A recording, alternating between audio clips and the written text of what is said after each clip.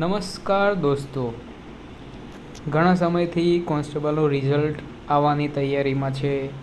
જ્યારથી એક્ઝામ થઈ ત્યારથી બધાને એવું છે કે કેટલાય મેરિટ રહેશે.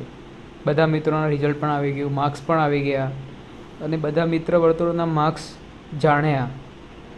બધાના કેટલા માર્ક્સ છે, બધા મિત્ર વર્તુળમાં લોકો કેટલો હાઈ સ્કોર છે, કેટલા લોકોના ઓછા માર્ક્સ છે. પેપર 1માં મોટા ભાગે લોકો સ્કોર કરી શક્યા નથી. પેપર 2માં સ્કોર સારો થયો છે. તો આપણે આજે મેરિટ પ્રિડિક્શન કરીએ છીએ. બધા કરે છે અને આપણે બી કરીએ છીએ.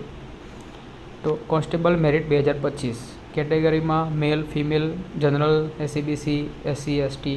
જનરલમાં 120 ± 5 મેલ માટે રહી શકે છે.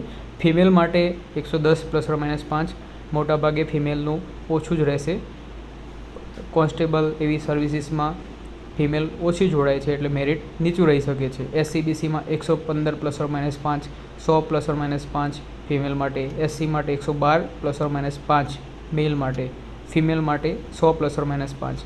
એ જ રીતે ST કેટેગરીમાં ભાઈઓ માટે 95 ± 5, બહેનો માટે 90 ± 5. આ મેરિટનું એક અનુમાન છે. સ્ત્રીઓને મોટે ભાગે, છોકરીઓ માટે, ગર્લ્સ માટે મેરિટ બોયઝ કરતાં ઓછું જ રહેશે. એ 100% શ્યોર છે, પરંતુ મેરિટ આટલું રહી શકે એવું અનુમાન આપણે ના કરી શકીએ, છતાં પણ આપણે સાહસ કર્યું છે. અંદાજિત મેરિટ અનુમાન છે. મહેરબાની કરીને ખુશ કે દુઃખી ન થવું. પરિણામ રસ્તામાં છે, સત્વરે પહોંચી જશે. આપનો વિશ્વાસો, GBC. All the best for result. Best wishes. આ એક અનુમાન છે. બધા જ મિત્રો હાલ એવી અસમંજસમાં છે, રિઝલ્ટ ક્યારે આવશે, રિઝલ્ટમાં કેટલી કટ ઓફ રહેશે, આપણી મહેનતનું શું થશે. આપણે જે રનિંગમાં ગ્રાઉન્ડ પાસ કર્યું એ મહેનત બધાને યાદ જ હશે. એ મહેનત, લેખિતમાં મહેનત, આટલી બધી મહેનત પછી પરિણામનું સૌને એવું હોય કે પરિણામ આપણા પક્ષમાં આવે. તો મિત્રો, ચિંતા કરવાની જરૂર નથી. જો તમે મહેનત સારી કરી હશે તો તમે રિઝલ્ટમાં 100% આવવાના છો.